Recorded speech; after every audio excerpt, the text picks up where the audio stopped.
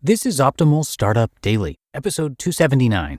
What I Don't Miss About My Day Job by Michelle Schroeder-Gardner of MakingSenseOfSense.com.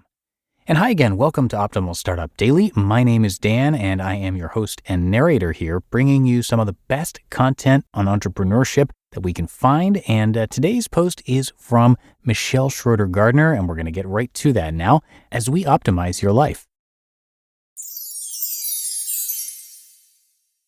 What I Don't Miss About My Day Job by Michelle Schroeder-Gardner of MakingSenseOfSense.com.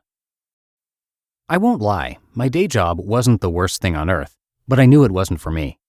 When I first started going to college, I thought I had it all planned out. My plan was to go to college for something business-related, make money, yeah, I know how bad that sounds, but also not let money rule my life. However, that all backfired. I found a great job right after I graduated from undergraduate school. Well, at least I thought it was great at the time. The job I had was the job that I was aiming for when I first started attending college, so I was happy with that. But after I worked that job for a few years and had my hustle growing on the side, it was hard to not realize what I was missing. I had no passion whatsoever for the work that I was doing. Like I said, my day job wasn't horrible, but there are many things I don't miss about my old day job. Number 1, the work. I hated the work more than anything else about my day job. The items you're about to hear don't even compare to the work that I did, but they give me additional reasons for why I should leave. I used to work as a financial analyst. I won't say my specific title because there aren't many people with my same position in the St. Louis area, and I don't want to call anyone out right here on my blog. My work was boring, hectic, and stressful all at the same time. I dreaded each day I went into work, and I would count down every single second until my workday was over. My normal day involved me analyzing merger acquisition papers, partnership and business law, agreements, stocks, portfolios, and so on all day long. I would then have to crank out 50 to 75-page reports at least once a day. There were countless days where I produced 5 or more 50-page reports each day. I also knew that I didn't see myself there forever. I didn't like the stress of wasting my employer's time when I knew that they could have been out there searching for a replacement. I left for the benefit of both me and them. 2, the inflexible workdays. I know that mostly everyone has to work a set schedule, but working from around 7:30 a.m. to 5:30 p.m. Monday through Friday at a job I didn't like was just not for me. I was only able to enjoy my life on the weekends, and I knew that was something that I could not do for the rest of my life. This next part applies to both this section and the section before. What I love about what I do now is that I have a flexible schedule. I can schedule my day for when I work best. Even though I couldn't wake up to save my life in the mornings for my old day job, I actually have no problem at all now setting my alarm for 6:30 a.m. and working right at the moment with my online freelancing. 3, how quiet it was. In my field, I worked mostly with men who were 50 and older, and I also worked independently for the most part as well. I didn't talk to anyone for the 3+ years that I had my analyst job. This means that I worked 10-hour-plus days, 5 days a week for 3 years where I barely talked. I would come home and would ramble to Wes and my friends about the most random things on earth just because I had no work social life.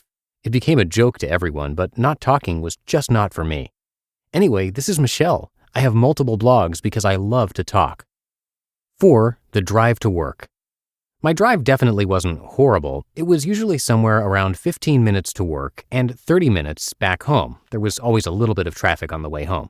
However, if there was an accident, I would often spend 3 to 4 hours just trying to get to work or 3 to 4 hours just trying to get home. It was ridiculous and it happened way too often. This probably happened one time each week where I would get stuck in a ridiculous amount of traffic where I just had 1 mile left until I arrived at my office. 5, the limited vacation time. The amount of vacation time that I received at my day job wasn't bad at all, but it included any sick days, personal leaves, and I had to work like crazy before and after a vacation to make up for the fact that I even went on vacation. I would plan every single last vacation day and sick day so that I would have enough to last me the year. That was not fun, especially when a funeral, the anniversary of my dad's death came along, or something else along those lines happened. All of that had to be budgeted in, and it was usually not enough. I don't really have full vacations now as a self-employed person, but I have flexible work days and I can bring my work with me to a vacation destination. That was really important to me. Yes, I work 24/7 now, but being location independent is much better for me. You just listened to the post titled What I Don't Miss About My Day Job by Michelle Schroeder-Gardner of MakingSenseOfSense.com.